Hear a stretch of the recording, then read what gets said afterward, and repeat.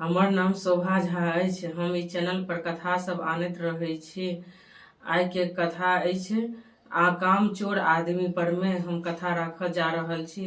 अगर अहाँ सबके नीक लागे तऽ सब्सक्राइब कऽ सकै छी।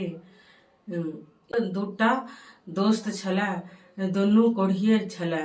ओ दुनू जतऽ जाइ छलै ततऽ लोक ओकरा बाते कहै छलै, कामचोर आदमी छलै। घरों में ओ काज नहीं करैत रहै छलैया। जतऽ गेल ततऽ बस खेलौं पीलौं हाथ धोलौं आ काज एकटा नहीं केलौं। तऽ ओकर माय बाप जे छै से ओकरा घर से निकालि देलक। एगो के नाम छल मोहनलाल, एगो के नाम छल सोहनलाल। दुनू के माय बाप घर से निकालि देने छलै। जतऽ जाइ छलै दुनू गोटा संगे संगे रहै छलै और अपन ओकरा देख कऽ अथी करै छलै, हौ माय नहीं खाय लए देलक, हौ बापू नहीं खाय लए देलक, हाँ दोस्त केहन माय बाप अछि, खाय लए नहीं दै छी, हाँ आब काज नहीं करबै तऽ नहीं दैया खाय के लेल। तऽ एक दिन खूब हवा बिहाड़ि बहलै तऽ कहलकै चल आइ गाछ तर में जाइ छी, किछु खसत तऽ खाना खा लेब।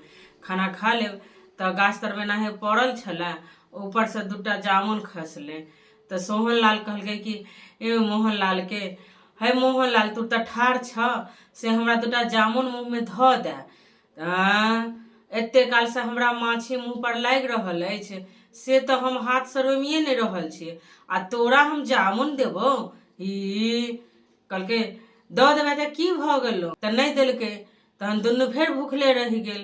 कहलकै कि हो सोहनलाल हो मोहनलाल एहन काज करऽ जे कनी कनी काज कऽ कऽ दुनू आदमी पेट भरि ले, तऽ केना कऽ पेट भरि लेब। तऽ जामुन तऽ नहिए उठा कऽ हुनका देलखिन। एक आदमी तरबूज सब रोपने छलथि है खेत में, तऽ कहले चलू आई तरबूज के जाकऽ खाना खाएब। तऽ ओ दुनू आदमी के तऽ चिन्हते छलै, कोढ़िया नंबर 1 छलै दुनू आदमी। जखने एकरा दुनू के देख लेलक तऽ लोक तऽ समझ गेल एकरा दुनू के तऽ माय बाप निकालि देने घर से, आ ई इम्हर की करे ले एला। दूरे से ओकरा डेवाला, हे हे हे हे भगला भगला भगला, हमर खेत में क्या घुसला घुसला, कि बस दुनू के भागव पड़ले। खाना पीना खाए नहीं छला, एकदम कमजोर दुबला पतला भ गेल छला धीरे धीरे कऽ कऽ। तऽ एक जगह फिर आम गाछ छलै, तऽ गेल तऽ चल एही तर में बैसै छी किछु आराम करऽ। तऽ फेर ओ आम गाछ वाला के भेलै कि ई कहूँ हमर आम गाछे नहीं काटि लिअ, किछु नहीं कऽ लिअ, से ई एकरा कोन उपाय करू। तऽ ओकरा ओतहुओ से भगा देल गेलै जे तू एतऽ नहीं रहबै। जकरा होइ छलै जे लकड़ी सब बीछ लेत तोड़ि लेत और बेच लेत तऽ फेर अथी करतै।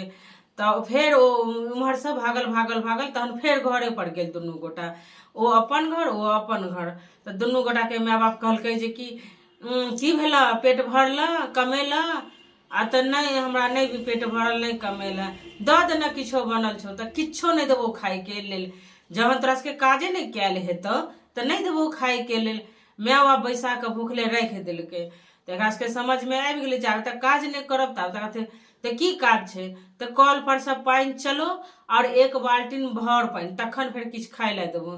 तऽ ओकरो काज करेलकै आ ओकरो जे छलै से ओकरो एना कहलकै खरिहान के बाहर दही तहन तोरा किछु भेटतौ खाय के लेल।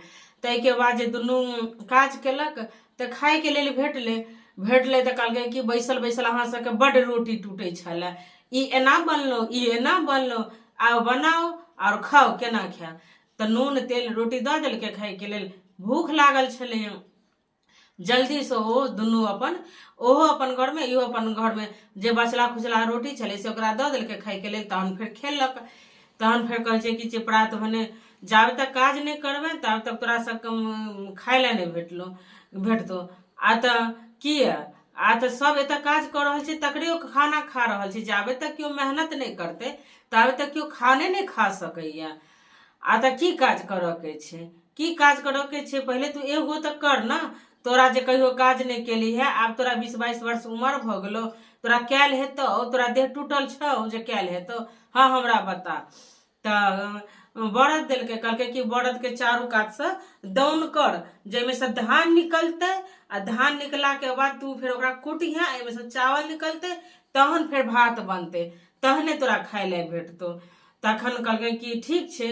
मेहनत करै छलै, तोरा सबके समझे में नहीं आबै छलै जे केना हेतै केना। तऽ कहलकै देखली कते आँखि में नोर आबै छै, कते पसीना बहै छै, कते काज करऽ पड़ै छै, तहन ई भात बनै छै। आ एहिके बाद कभी एहन खाना बनि गेलै ओहन खाना बनि गेलै, आब तू खुद मेहनत कर आ खुद खो, आ हमही सब बैसै छी खाइके लेल। तखन जाके ओकरा सबके अपना पर में गलती के पछतावा भेल। तहन कहलकै नहीं नहीं आब हमहूँ घर के काज करब, हमरो जे देब से हम काज करब और ताहिके बादे हम खाना खाएब। तो एकरो सबके समझ में एलै और माय बाप के ओकरा जते सिखाबऽ के छलै सब काज सिखा देलकै। तखन ई दुनू मेहनत करऽ लागल आ काज कऽ कऽ खाना पीना घर में बनबऽ लागल और खाए लागल। ई कथा से हमरा यह सीख भेट रहल अछि, कोनो क्षेत्र में कोनो चीज में जाबे तक मेहनत नहीं करबै ताबे तक फल नहीं भेटत। मेहनत केलासँ फल भेटै छै। जय मिथिला, जय मैथिली।